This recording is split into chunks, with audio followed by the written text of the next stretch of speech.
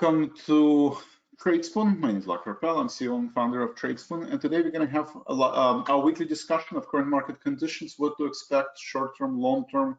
We just had a Fed decision, we had PMI data, market sitting on the edge. What is the next move?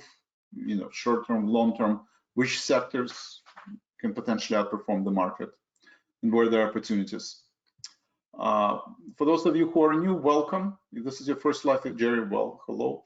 If this is your Bill, hello. If this is your first live event, do me a favor, type in first. Always want to welcome new subscribers. This is my brief bio. Disclosures are very important. Please read them. Trading stock and options involve risk, not suitable for everyone. You must be aware of the risk and be willing to accept them in order to invest in current market conditions. I'm not a financial advisor. I'm not registered with FINRA nor SEC. I'm showing you what I do in my own account based on my own risk tolerance level for general education information purposes only. Please consult your financial advisor prior to making any trading decisions. All right, let's look at the market. Looking at the spiders, let's see. It's still showing positive trend. So the model, as long as we're trading above 430, model sees that the market is overbought and can potentially bounce from the 433 or even 426 level. So model is, it is turning negative. You do see negative, potentially reaching 424, but then it does see a bounce back. That basically saying that short-term market is oversold. Looking at the spiders. If you look at the same results, the model for QQQ,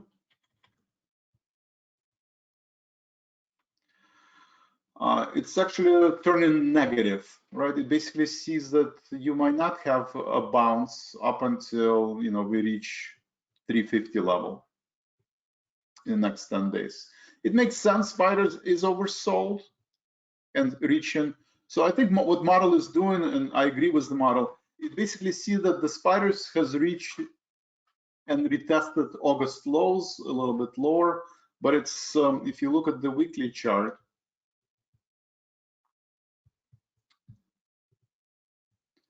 If you look at the weekly chart, we're right to the penny of August of last year, right? Literally to the 1 cent. So we are exactly at that level, and model sees that basically on spiders that it's really overdone, right? For the past 3 weeks, we continue to trade lower. Yesterday was the most volatile day in the past, I think, 6 months or something like that. We haven't had a 1.5% drop in spiders since probably March. So short term, it is oversold and potentially can bounce. Today we had PMI data, right? It came in line with expectation. We talked about that. As long as it's in line with expectation, market is oversold and can potentially bounce. And we're seeing that right now. QQQ is up 1%, spiders is down 0.5%. So spiders is bouncing. The reason model, I think, is more bearish on QQQ because it hasn't reached the August lows, right? It came close, right? Retested close, but not to the penny, I guess. So, and this uptrend is still intact in the technology names, right? So the question is, what's next, right? Okay, this is nice and wonderful. We talked about this, right? We said that a lot of people expected pullback in the first half of the year. It never happened because of the generative AI. Now it's happening in the second half. So again, the narrative hasn't changed, right? Nothing really has changed. The idea is that some people think that Powell was more hawkish. Some people say he didn't say anything new. I think irrelevant. All it matters is price action. And in terms of price action, the 10-year yield, you see a significant breakout of the previous October lows, right? When the market reached the lows, the yield was at 4.2, right? 4.2. But the same conversation we had in October of last year, now we're having again, right? Do we have a recession? Can you predict a recession, right? There was somebody on Rosenberg research on Bloomberg. I was listening. He basically said same thing happened in 2007, 2000, 1980. So every time there is a recession, going into a recession, everybody says soft landing, there is no recession is not going to happen, interest rates are rising, but market is resilient, and then you do have a recession. So that is, I think, what's on the mind of every investor, right? We never had a period of time where rates went, rapidly, were increased so rapidly that something didn't happen, especially for a prolonged time, right? Now Fed expects that we'll be at Fed target rate of 5% by end of the next year. So everybody anticipated the rates to be dropped this year. Then they were anticipated the first half. Now they're thinking about the second half. And since this is just a prediction and it's data driven, there's a lot of uncertainty. It might not happen next year, right? Or it might happen sooner. So that uncertainty is driving the yields higher. You have a breakout. We're back to the pandemic, global financial crisis level, right? You would have to go back to 2007 to find yield at 4.5% on 10-year yield. So we're back to January of 2007, right? Right before the global financial crisis. Obviously, this time is different. The economy in 2007, economy in 2023 is very different. But the narrative remains similar: is that higher rates can cause some dislocation. We are credit-driven economy. We need easily, access to money. We had a lot of access to money during pandemic. Trillions of dollars being printed, and people generated a lot of debt at lower interest rates. But now, as time goes on, and you have to refinance the debt, that puts a burden on your cash flow for the companies, whether it's real estate, commercial real estate, residential real estate, utility companies, small cap companies. It's the same issue. So as long as the yield is, above this breakout level, I would say 4.08, 4%, right? Then you always have a risk that we're already hit the 4.5, that we might go to 5% on 10-year yield. And as long as that's the risk, then you have a pressure on QQQ. All right, so we do this exercise in live trading room. I encourage you to always do that when you trade, right? There's two scenarios, right? We reached the August lows of last year, or August highs of last year. Right, we're sitting right at this support level. I haven't changed these lines for a long time. So short term, we can have a bounce back, right? Back to at least 444 level, kind of trying to close the gap, right? That's scenario number one.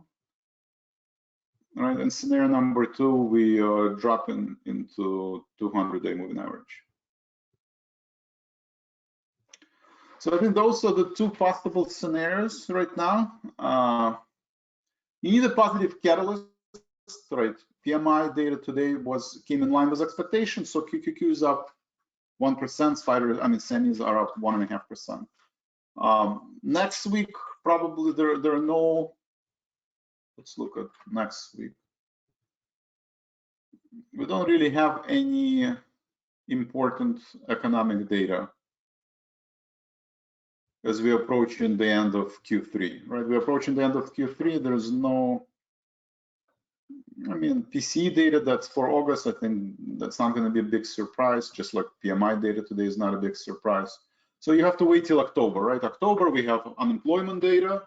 For September, we have PMI, CPI, PPI data. And market is now going to be driven by macroeconomic data, right? If there is a signs of recession, or if there is signs of prolonged recession, market will sell off. If there is no signs of recession, or there is no signs that inflation is coming back, market will rally, right? Up until next earnings season, which will start, in October. So going into October 15th, do we retest 200-day moving average, right? Retest the February highs before the breakout, right? This is where the market broke, on generative AI, right? And NVIDIA earnings, we were able to break through the 420 level, significant breakout, right? 10% rally, which is very, big surprise. And now we're basically giving up most of these gains on, higher for longer narrative. So very important exercise again. If you're long-term investor, it's important, right? Do you want to buy it for 30 or do you want to buy it for 15? If you're short-term trader, you need to decide whether we're going to 445 or we're going to 420. So one, market is overdone, nothing has changed, right? If you say bullish, you basically, if you were bullish, 3 months ago, nothing really has changed. Well, except that rate seems like staying for 6 months longer, but shouldn't be that big of a deal. It's already been at 5% for a year. 6 months shouldn't make a big difference. And Fed did came out and say that one of the reasons of higher for longer is because the economy is resilient and they revised to the upside, growth for the next year, right? So there is definitely positive surprise in terms of economy resilience and earnings, and that narrative has not changed. So on one hand, market is oversold and should bounce back for 45.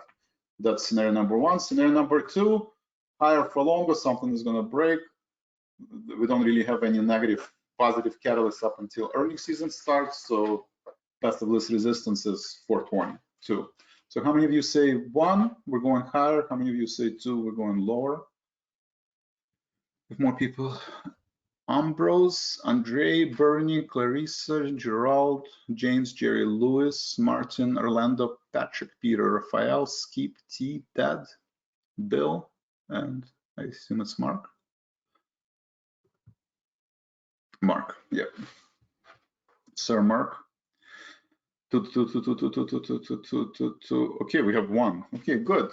Okay, so I would say 70 people. Again, I love this. These are great psychology experiments. I feel like I'm back in college, going doing these experiments and getting $25 for participating in psychology experiments. 70% said we're going to 200-day moving average, right? Next move. 30% said 40-45, right? So that makes sense, right? We are bound by our most recency bias, right? Recency bias, so in psychology terms. You kind of equate what happened, past couple of weeks, that's what's going to happen next couple of weeks, right? So recency bias, definitely, 70%. When I did the same survey here, right? People, same setup, 70% people said we're going higher, right? Because we had a couple of days of higher highs, higher lows. So something to keep in mind, right? Something to keep in mind. Just because the market sold off, that doesn't mean it's going to continue to sell off, right? We don't know. But in terms of psychology experiment, it's always the same answer, right? I also have recency bias. So my answer is 7, not because of the recency bias, because I think my reasons for going lower, same reasons I've been providing before. VIX, right? One is VIX. It's been a pretty good jump in volatility. We did get to similar to August highs, but there's not an extreme, right? Yield, right? The fact that yield continues to stay above, at least above 4.34, right? We're not going to have a bounce in the market. We need to drop below 430. Right now, there's no signs of that. Dollar is extremely strong, continues to outperform, breaking above or retesting the March highs. And you see a lot of breakouts, right? In a lot of asset classes, like small caps, right? This is a significant drop. We're not even trying to close the gap. We broke through the significant support level, which we've been dancing around in the past 6 months. Below 200-day moving average, below 50-day moving. So cyclicals are in trouble, right? They're broke through the main support level, and they will put pressure on spiders. Spiders will put pressure on technology, right? And same thing, and it's not just cyclicals. No, it's not just small caps. It's VTV, right? All the value ETFs. So anything but technology, high growth, and energy. Energy has been outperforming. So anything but energy and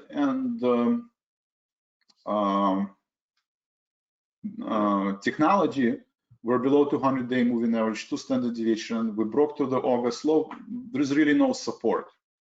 up until at least 138, right? Another 1 or 2%. So values are breaking down. You see similar action in interest rate sensitive stocks like KRE, right? Regional banks sold off and now approaching July low. They broke to the August low. You see sharp pullback in XLF. Below 200-day moving average approaching August lows, and same thing in industrials. Kind of pretty sharp sell-off from August levels and now trading below 200-day moving average. So for those reasons, since there is no really clear support, well, except 200-day moving average, I still think that the rebound is going to be muted, right? Probably, we'll probably will not be able to get to the 50-day moving average. So I think we will break through this level, right? Something like this. I mean, another scenario we could attempt to regain 50-day moving average. Maybe there is some kind of positive catalyst, but I still think, and from seasonality point of view, we're still in September. So usually September, October are the worst time for the markets, right? So up until the earnings season starts, which is second half of October, where we're going to get more and more results. They're just, I think, test of this resistance is 420. 420 or 418, right, in this level. I still think from, after that, November, December, I think it's going to be volatile, right? I think it's going to be volatile, but I think we will get to, somewhere between this region, right, towards the end of the year. And it could be volatile, right? Like similar to 2018, we could rally to 450, we can sell off again to 420. So it just depends on the interest rates, right? So I do expect volatility to pick up. Last 6 months was just too much complacency. But now I think, it's going to be a pattern of lower highs and lower lows. All right, that's my opinion. And these are some of the reasons, right? One is seasonality. I think with seasonality, we're going to follow, can get seasonal charts to work. But, if you look at the seasonality, usually September, October, we're down, and then November, December, up, right? So I think we're going to have similar pattern. December could be volatile, right? It could be up and down, but, but I think that's kind of the path. Any other questions? Okay, so so that's my view on the market. What works? Hard to, we had a pretty sharp sell-off. Very hard to find a place where you can actually hide, right? I said utilities, but utilities also pulling back sharply. This low may or may not hold, but it's already oversold, right? It's already below 200-day moving average, below 50-day moving average. So I have to pick. I want to pick something that pays dividend, right? And already been beaten up and not going much lower, right? Technology, there's a lot of place to the downside, right? And you can see some of these mega cap technologies like Amazon, you have a sharp breakdown below August levels, right? You look at Microsoft, you have retest of August lows. You have Google, you have, retest of August lows, sharp drop below 50-day moving average. But there's a lot of room to the downside, right? There's, so, and you don't know where the market is going to stop. So utilities is one place. Healthcare, I have a few positions in healthcare. You also have a sharp pullback below 50-day moving average, below 200-day moving average. But even stocks like Eli Lilly, that has a strong, bullish momentum, you can see they are significantly dropped, right? Significantly dropped and approaching 50-day moving average. So high yield, defensive names, healthcare, Eli Lilly is one of my positions, CSV is another position. For now, they look pretty strong, right? That looks like the CVS. CVS, right? We had a gap down, closed the gap, and outperforming the market short term. So healthcare, utilities, I think the place to hide. I would probably stay away from technology, right? A lot of people ask me, well, is this time to buy Nvidia? Probably not, right? It's already staying at the August lows. It's below 50-day moving average. Market is vulnerable for this pullback, right? We already see small caps breaking down. I think you would, I think you will get a better entry point, right? You'll get a better entry point. If you're a long-term investor and you basically don't believe that you can, technical analysis, you can time the market or time the recession,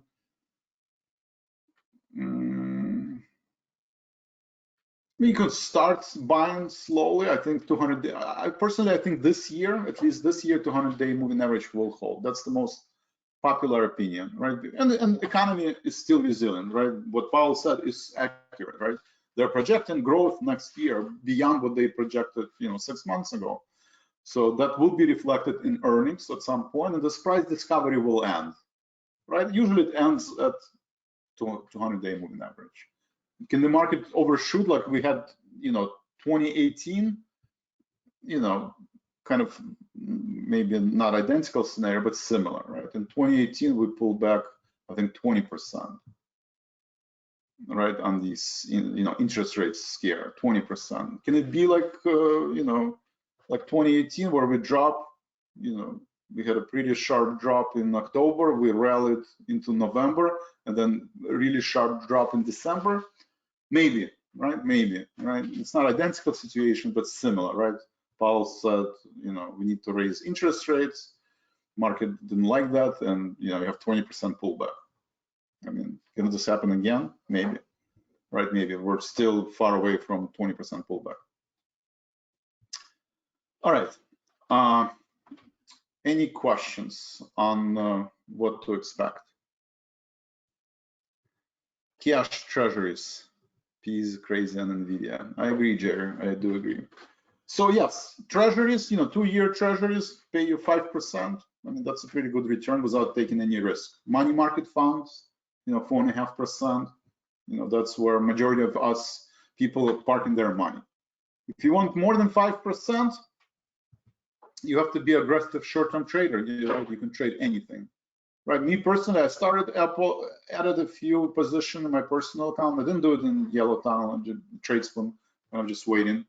But if you think this will hold, and so some of your positions, could be, you could buy spiders, right, at 433 if you think it's gonna hold. And if it doesn't, if you see a breakdown, let's say next week, then you close this position, right? You have a good risk versus reward ratio. On one hand, we can go up and try to close this gap, which is from this point 11, around 12 points to the upside. And to the downside, you can say 1%, right? We drop 4 points, I'm out. Right, so aggressive short-term trader, risk versus reward looks good, right? And this, usually you have some, it's never a one-way trade, right? Usually it's something like that, right? So if you're aggressive short-term trader, okay, 12 points to the upside, 4 points to the downside, I think that could be a good trade, right? But you have to stick to your stop losses, right? You have to stick to your stop losses and make sure, and this is where being disciplined is very important, right? So I encourage you to have a trading plan, right? Some of the key concepts in trading is to have a trading plan.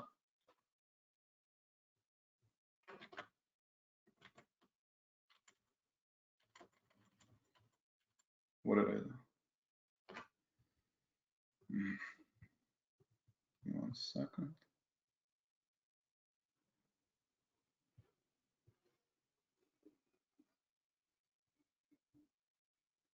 I lost this.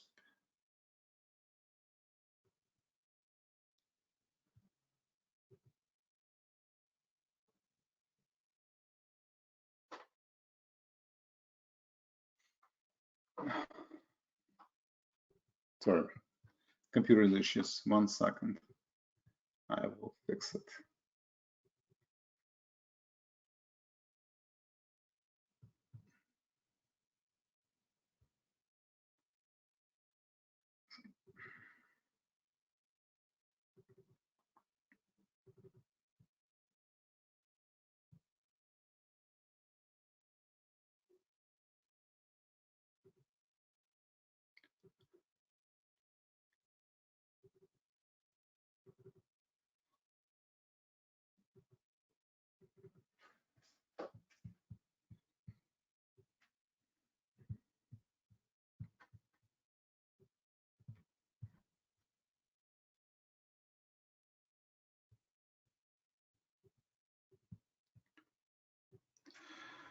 So yeah, so Strategy Roundtable.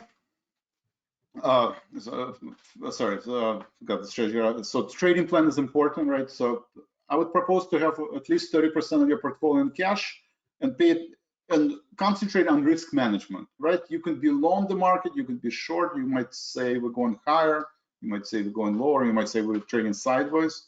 You know, it's going to depend on news, right? It will depend on the news. I think the passive list resistance to the downside, but it's never, you know, one-way trade, right? So you can have rallies, you can have pullbacks.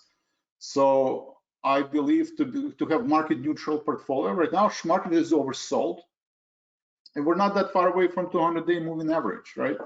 Okay, so another, you know, from 430 to 420, that's 2%. That can happen on Monday, right? So there's not a lot of room to the downside, right? There is not a lot of room to the upside. So we might be trading sideways, right, throughout till the end of the year. And you obviously can have 2018 where we're down, you know, 10, 15%. You know, possible, but I think less likely. So market neutral, right? You have 2 bullish positions, 2 bearish positions. If you're new to Tradespoon, I propose to have 4 positions, 2 bullish, 2 bearish at this point, right? On one hand, market is oversold. You know, maybe it's time to buy Apple, right? You might say, you know, Apple is the best company in the world, right? It's sitting exactly at that level of August lows. You know that if we break through 170, you probably want to exit out, right? So you have 6 points to the downside, but we could be at 190, you know, by end of November. So you have 14 points to the upside, you have 6 points to the downside, and that's your trade, right? But you have to be disciplined. If we drop below 170, you want to get out of this trade, right? You don't want to take risk. So that could be one of your long positions, right? And there's a lot of good companies that are sitting, you know, on these major support levels.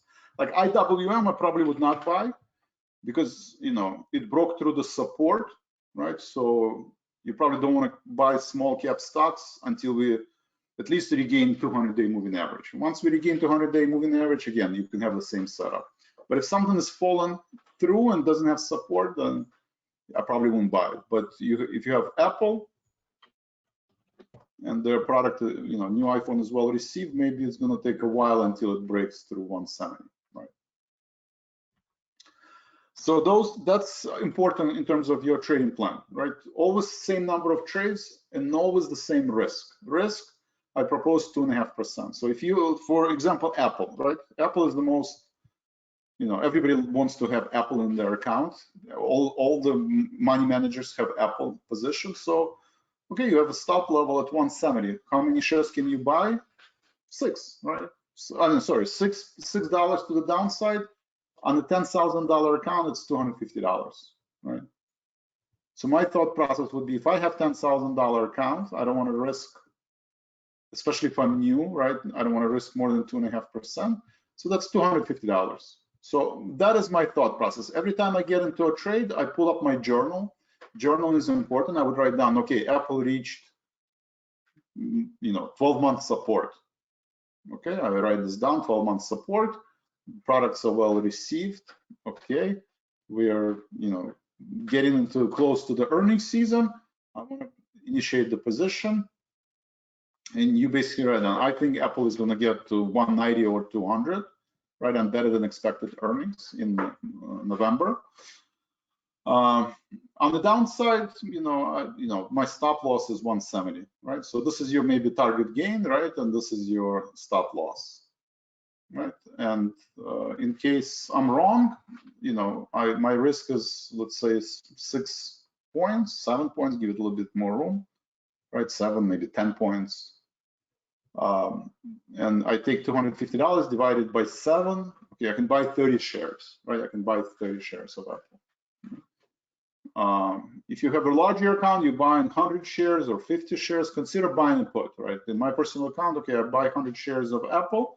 And I buy one put, 170 put, right? Just, you know, just to protect myself from the wild swings to the downside, right? Merit put, right? If you, that's the merit put, right? We talked about in live trading room yesterday. That would be conservative, right? You're market neutral with the bullish bias, because put, delta of the put and delta of the stock is different, right? 170 put that expires, I don't know, November, January is going to move a lot slower than your stock. So it's still a bullish bias, but you are hedged, right? Right now, you probably want to be long and short at the same time. If you're not comfortable trading options, right, buying puts, buying calls, that sounds like, not something you're comfortable with, then long short equity fund. You could buy, let's say, Apple because it is sitting on the main support, but maybe you want to sell regional banks because, they still have a few, it still has more room to the downside, potentially can get to the 36, right? So you're selling short weak stocks and you're buying long strong stocks, right? These are the strategies that have made most money in the past 2 years and probably will continue, right? So the point is you don't want to have all positions long, all positions short. You want to be neutral, right? Merit puts, merit calls allow you to do that.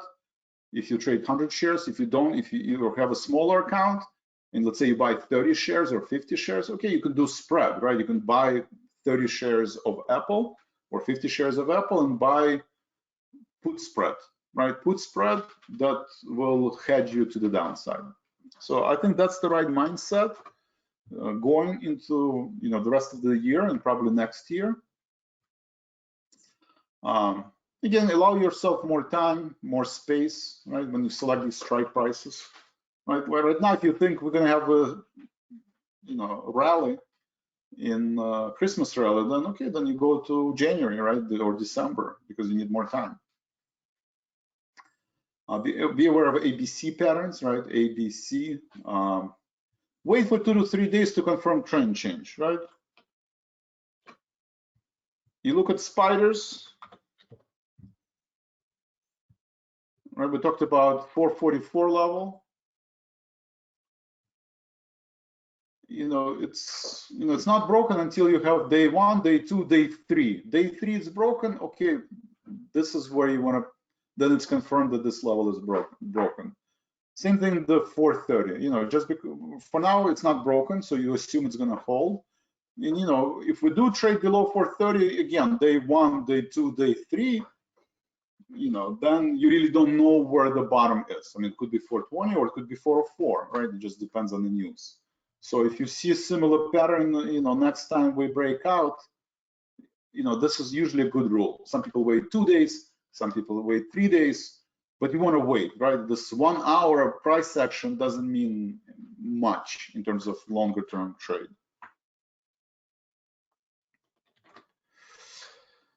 So that's important.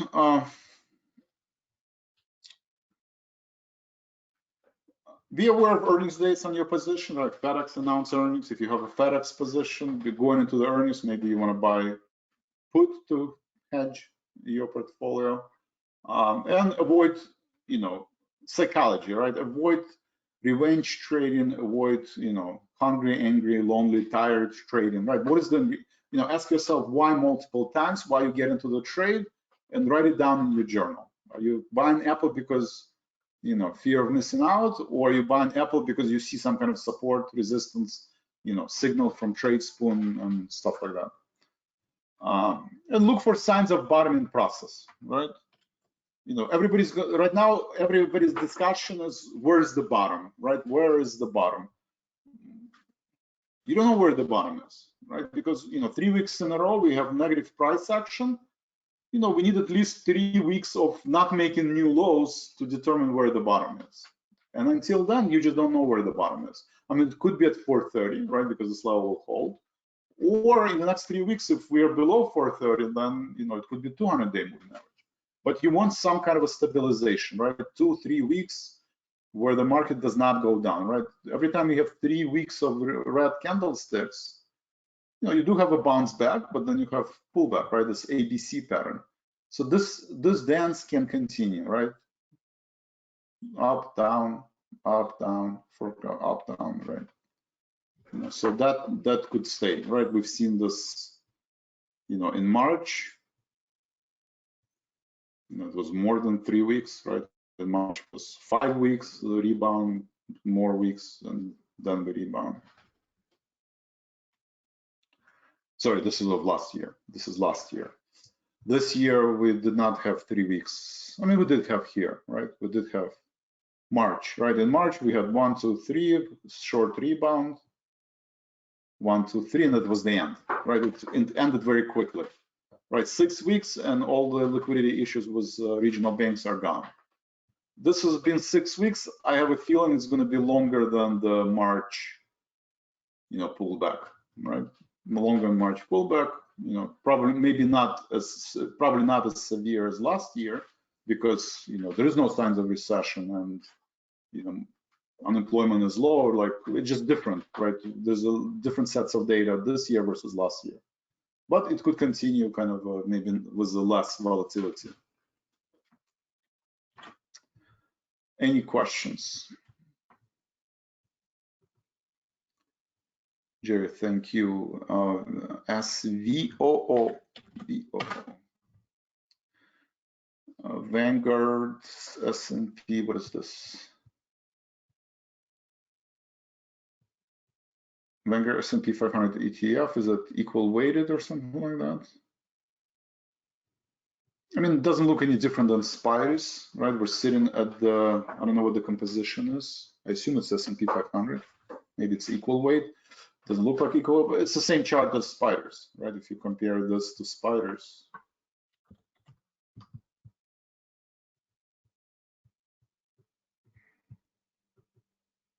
Sorry, they're identical. So VOO or spiders are the same.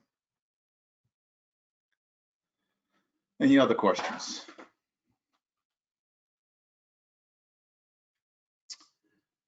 Meanwhile, VIX is down. Value is still underperforming, right? Not a lot of buying interest in value stocks. Semis are up, right? Semis is another chart, right? Pretty sharp drop in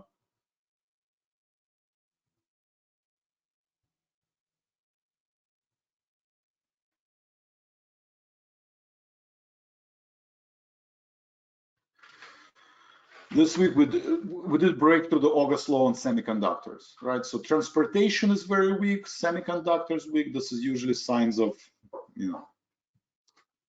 either recession or that the market is weak.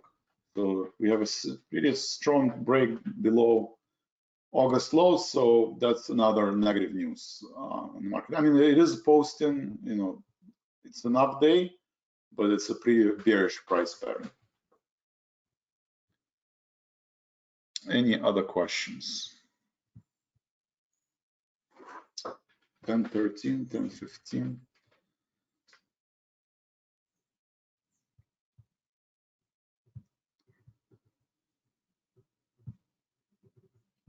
So today close would be important. Semis are at session high, that's good.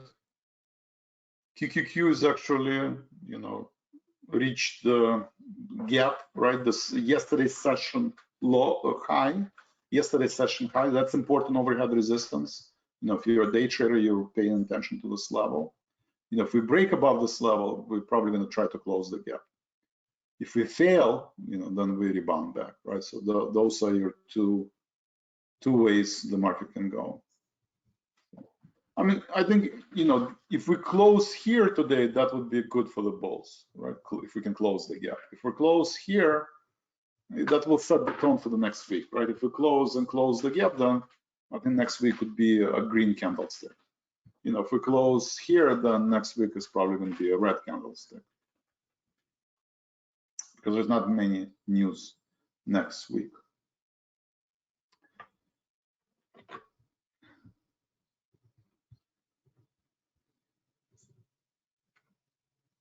Home builders for now, weak rebound. Right, so home builders also broke through main levels. Right, broke through August lows. Right, so sharp pullback in home builders. Let's see, energy is pretty sharp pullback in energy names. I would stay away from energy. Yeah, small caps are underperforming. So you can see weak stocks are underperforming. Telecommunication is underperforming. Transportation is extremely weak, underperforming. QQQ did bounce. Value Dow Jones negative, banks negative, regional banks are negative. XLP, XLU is flat, so that's good. AT&T is down, CVS is slightly down, and IPO market, right?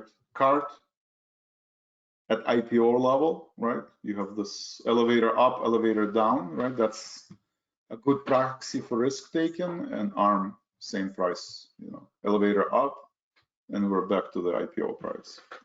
Again, very important psychological level for the market, right? If we drop below the IPO price, that will accelerate the sell-off, right?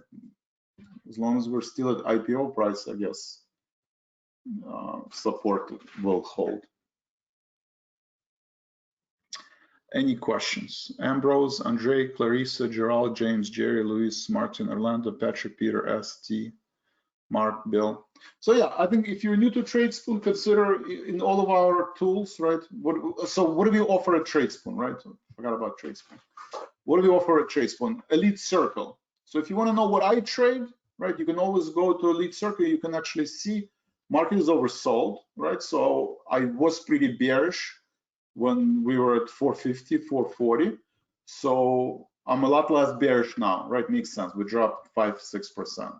So I trimmed 360, 340 put spread. I closed 360, 340 put spread. I closed TLT. TLT is breaking down, right? I think interest rates will continue going higher. I didn't close completely, but I trimmed my exposure to TLT. Closed the 360 put, closed SH, closed the short QQQ. So I made my portfolio basically market neutral, maybe slightly bearish, where I was maybe 3 bearish positions for 1 bullish position going into last couple of weeks. Now I'm, maybe 1.5 bullish for 2.5 bearish, right? So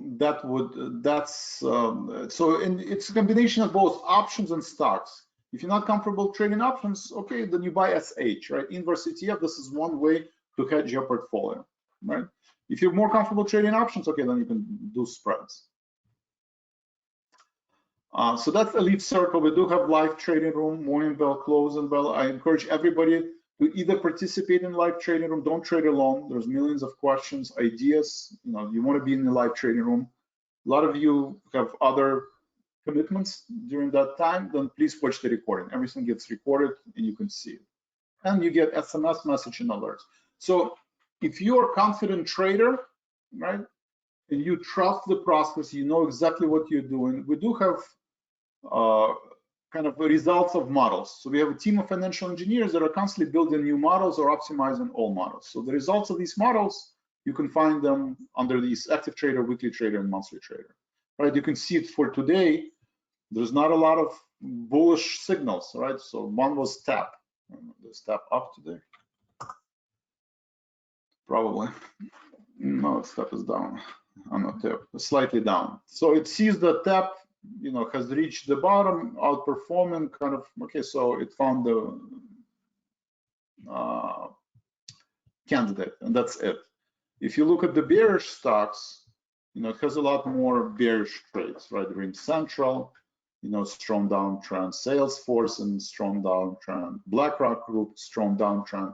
So it gives you bearish ideas, but you have to manage when to enter, when to exit positions, right? So you need to have a process. You need to know what you're doing. Like I propose, especially in this market, if you still don't trust the process, you're still not confident 100%, then you want to, instead of just trading these picks and asking questions, okay, what if it doesn't reach entry to? What if it's 10 cents above, 10 cents below? That means you still don't have the process, right? Then I encourage you either get one-on-one coaching program where we can teach you and help you determine the trading plan, when to enter, when to exit, risk management, or you participate in our portfolios, right? Whether it's Elite Circle or it's Spread Trader, Shadow Trader. These are different services where you can actually follow my trades. Elite Circle, everything, you can follow everything. Robo Investors are stocks only. Premium, Spread are spreads, spread trades, option spread trades. So that's how I would approach the subscription. In general, it doesn't have to be Tradespoon. I think if you trust the process and you're confident, you're looking for models, right? You're looking for models. You look at artificial intelligence. You want valid signals that have been back tested, that have been used in product, in real accounts. That's what I would be looking for. If you're new to trading, I wouldn't be looking for models, because models work well only, when Powell is bullish, right? When Powell is hawkish, models don't work. So you need some kind of a guidance to help you build a trading plan and confidence. Then I propose Elite Circle is the best place to start. If not, then if you're only looking for option spreads, then Premium. If you look for everything, you can do Shadow Trader. So that would be my approach to these subscription levels. We do have Stock Forecast Toolbox. So we do have different tools that can help you, determine, the trend, right? This is a trend analysis for any stocks, ETFs, 10 days, 6 months, 1 hour, right? If you look at the 6 months prediction, we're way below 446, right? That's a negative, we're oversold, but it's very negative. Right now, it's a very strong bullish momentum if you look at the long-term momentum, right, for the past 10 months. But we are trading below the lows. If in the month of October we're going to trade below predicted low, this trend is going to turn neutral, right? Turn neutral or even slightly negative, right? Just depends. But for now, as long as we're above 430, I think we are trading still in a strong bull market. If we break below 430, then bears are going to take over. So that's the Stock Forecast Toolbox. All right, any questions?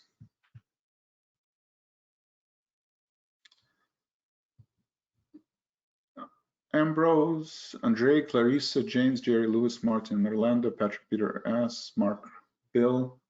Any questions? Todd, Browse. All right, if there are no questions, thank you very much. Have a great day. I will see either the closing bell today or next. There is no closing bell Monday, but there will be a morning bell Monday. Thank you very much.